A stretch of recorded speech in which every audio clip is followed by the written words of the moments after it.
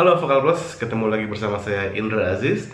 Dan dalam video kali ini kita akan bahas apa itu indie dan major label.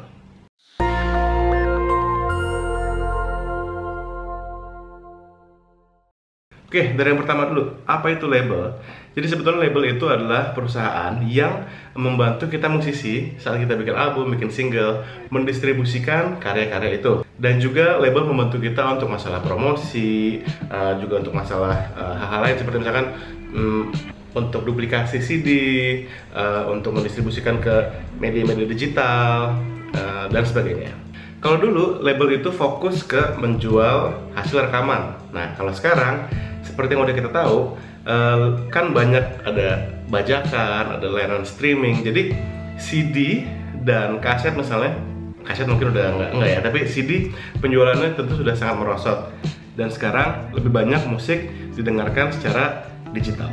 Karena hal itu, musisi zaman sekarang itu mesti lebih fokus ke manggung untuk cari uangnya. Sehingga label pun akhirnya mengambil alih juga manajemen si artis. Perbedaan yang paling gampang deh kalau dari indie label dan major label. Kalau major label tuh biasanya perusahaan besar ya, jadi perusahaan besar yang sudah punya artisnya banyak dan dia juga produksinya dengan biaya besar dan sudah lebih mass gitu. Sedangkan kalau indie biasanya fokusnya kepada komunitas dan musiknya segmented.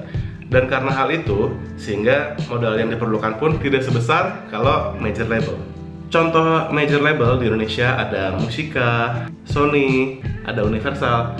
Sedangkan untuk indie label, kita ada The Majors, salah satunya yang paling top. Dan juga banyak juga label-label yang mungkin kita nggak tahu namanya, karena dia benar-benar bergerak di segmen musik tertentu, seperti progressive rock dan sebagainya. Itu biasanya mereka bergerak secara independen atau indie. Sebelum kita bicara lebih jauh mengenai label, kita bahas dulu mengenai proses produksi musik secara umum, yaitu mencari materi, lalu produksi rekaman. Setelah rekaman, hasilnya tentu harus di packaging, dan setelah itu harus didistribusikan. Setelah didistribusikan, harus dipromosikan dan sebagainya. Nah, semua proses itu adalah sama saja bagi yang indie maupun yang major label. Perbedaan yang paling mencolok di antara keduanya adalah modal. Perbedaan yang kedua yang paling mencolok adalah selain modal, yaitu adalah jaringan. Jadi major label itu kan perusahaan besar. Jadi uang yang berputar tentu juga besar. Artinya perusahaan itu harus berani mengeluarkan modal yang besar untuk produksi si rekaman itu. Dan juga selain produksi, mereka siap mengeluarkan dana yang besar juga untuk promosi, karena mungkin dari sebuah rilis album yang paling besar tuh biaya promosi sebetulnya. Hal itu tentu bagus karena si artis jadi memiliki kesempatan yang lebih luas. Jadi dia lebih sering muncul di TV misalnya, lebih sering muncul di radio. Tapi hal itu tentu ada konsekuensinya. Konsekuensinya apa? Yang pasti nomor satu, si artis harus bisa mengembalikan modal yang sudah dikeluarkan dalam masalah produksi dan promosi tersebut, sehingga dia harus jualan. Maka dari itu jarang kita melihat artis major label yang musiknya segmented, karena mereka mesti jualan di masa yang lebih besar. Cukup logis ya, dengan modal yang besar tentu kita harus mesti bisa mengembalikan yang lebih besar lagi supaya mendapatkan keuntungan. Selain masalah modal, juga masalah jaringan. Biasanya major label itu sudah memiliki jaringan yang lebih solid dan lebih luas.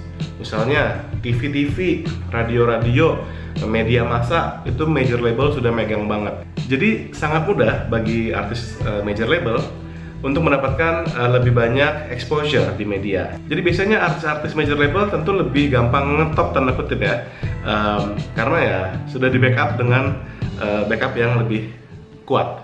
Sedangkan untuk indie label, tentu karena biasanya dia adalah perusahaan yang lebih kecil, maka modal yang dipergunakan untuk produksi dan untuk promosi pun tidak sebesar dalam major label.